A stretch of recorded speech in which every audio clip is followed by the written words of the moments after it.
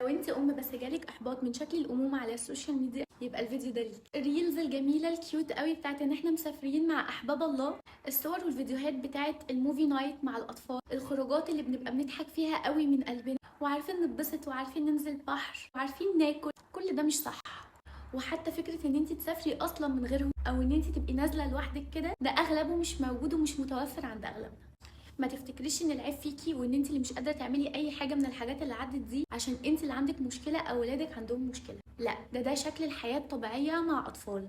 اي حاجه عايزين نعملها بنعملها فعلا، بس مش زي الاول. لا، كل حاجه بقى ليها شكل مختلف. الاكل انت هتاكليه بالعافيه وفي الاغلب هو كله هيتبهدل حواليك.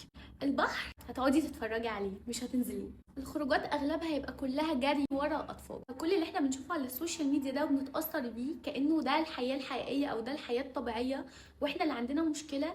ده مش صح يا جماعه. ده بس شخص عارف يصور اللقطه الوحيده اللي البيبي قاعد ساكت فيها، او اللي البيبي بيضحك فيها، او اللحظه الوحيده اللي الطفل عارف بس يتلهي بحاجه بعيده عنك فيها. فالفيديو ده انا عاملاه مخصوص عشان اقول انك ما تيأسيش وحاولي ما يجيلكيش احباط وتفتكري ان انت لوحدك. لا، انت مش لوحدك.